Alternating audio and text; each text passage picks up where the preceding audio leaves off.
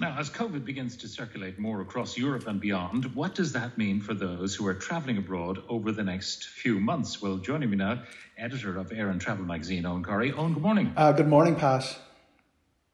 Now, first of all, let's talk about immediate travel news. An Italian strike tomorrow, which will hit air traffic control and therefore flights. Yeah, air traffic control is the strike that matters. We've had pilots and cabin crew, sort of threatening strikes during the summer, but the real ones that have the power to stop things are the air traffic control. Italy, not as big a deal as France. We've had a series of French air traffic control strikes which seem to have been sorted out, but certainly we do quite a bit of traffic, autumn traffic at this time of the year, and we do expect some disruption. So the flights, some will be cancelled, some will be delayed, but we won't really know until the day. The way it works, Pat, is that the air traffic control get on to the airlines and say you must cancel a certain proportion of your flights. Now, as it stands, the Irish flights are not affected, but that may change overnight. All right, Eoghan, now let's talk about COVID. There is talk in America of new variants coming. There's talk in Europe of a surge maybe beginning. So what is likely to happen in terms of travel?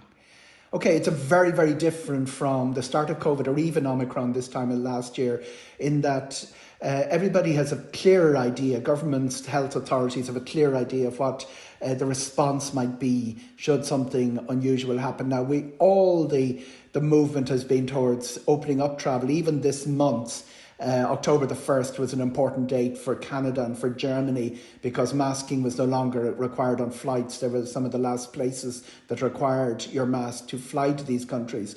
Everything is moving in that direction. There was a lot of reportage this week of a HICWA report, which went to our own COVID advisory group, Angela Fitzgerald's group, a submission from HICWA, and that detailed what the state of play is in different countries. It was compiled a few weeks ago. It was compiled during September. So things like the German regulations are already out of date on it. But what is different is that the legislation is generally in place. Parliaments won't have to be reconvened. If there's masking is the first thing that's going to happen if things start getting out of hand. It won't require legislature, and everybody is getting used to the use of the digital COVID cert. The European digital COVID cert is not just in use in Europe, but it's also recognised by 40 other legislatures or jurisdictions around the world. So I do think we're in a good position that travel won't be disrupted, certainly not to the extent that we have in the past. But another thing to keep an eye on is local restrictions changing quickly. Germany delegates a lot of the decision-making to its provinces. And in different countries, for instance, Spain, you will have an awful lot of different municipalities, 8,000 of them, I think, in Spain, who might introduce local legislation. Key is keep a mask with you. Even though you're not required it on most flights now, it could be a situation that you would be required. I don't see much more disruption coming up suddenly from where we're standing, looking here on the 20th of October. What are aviation levels like compared to the pre-pandemic era? Pre-pandemic across Europe is around short of 90%.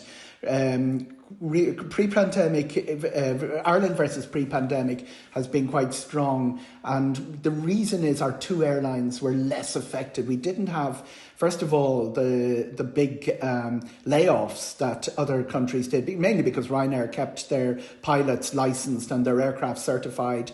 So that meant they were in a very strong position, stronger than most other airlines to return. They actually are bigger. They're the second biggest airline in the world by passenger numbers during the summer, which is quite an achievement to come up from about number 5 worldwide, certainly number 1 in Europe. Aer Lingus also didn't get hit with the mass cancel. I know we got a lot of publicity about cancellations. They didn't get hit with anything like BA, EasyJet, Air France and Lufthansa did. So our aviation levels are over 90%. 2023, very ambitious schedules in place. New routes, a very important return route from Aer Lingus, Hartford, Connecticut, and a new route to Cleveland, which is, putting it back in the growth phase, and Ryanair is certainly talking about growth compared to 2023. Is the consumer ready for that? A lot of the market reports coming back show that only countries that would have, where 80% of people would have taken a transatlantic holiday, only transatlantic international holiday, only 50-60% did so this year. So we do expect 2023 to be very busy. Whether there's any choke points along the way is another thing, and I suspect the choke points are less likely to come from COVID than from the whole issue of recruitment and the inability of airports to staff up to meet the levels that were required, that we saw in Amsterdam and places this summer. The era of cheap flying is not entirely over. We know that. There's still bargains to be had compared to many years ago. But one final thing, it's about anyone who's ambitions to go to see any of the matches in the World Cup in Qatar. They will have to be medically sound. Yeah, it's going to be very difficult. I mean, you require a 24-hour PCR or a 48-hour PCR or a 24-hour antigen, and then you will be tested every 2 days. Now, we have a great tradition, Pat, not just in travelling in numbers to tournaments we qualify for, but I do remember back in Germany 2006, which is a long time ago, Ireland had the 6th biggest visitation for the World Cup, which, considering we didn't qualify, was something.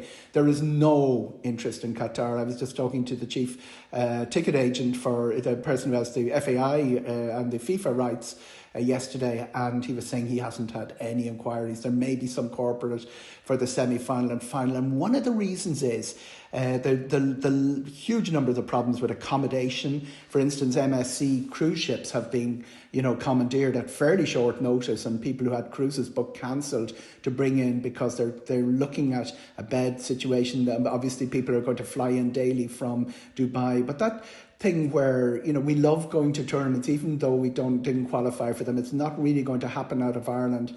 And of course it's going to be quite restrictive in terms of the sort of celebrations that fans do as well, because it is a country where alcohol isn't part of the culture. All of these things meaning that Qatar is something we're going to watch in the box. Very different story though for the other World Cup, which is coming up next year. Lots of inquiries, lots of activity about September. Ireland's rugby team will be playing most of them. There's one match in Bordeaux, but most of the matches are going to be in Paris. And certainly there's better wine in France than there is in Qatar, and we'll be in Paris all the way to the final, he says, he holding the leg of the table and crossing his legs. Before I let you go, and very briefly, a question from a listener. Yes. Unvaccinated 15-year-old entry to the USA, is that a problem? Unvaccinated is still requiring a test entry to the USA. The clearance, the general clearance, once you have your vaccination, your proof of vaccination. Now everything is being policed a lot less rigorously than was the case, but COVID hasn't gone away. And if you are unvaccinated and travelling, you're not just subject to the entry regulations of the country, you're also subject to the aviation regulations. When you check in, you put a little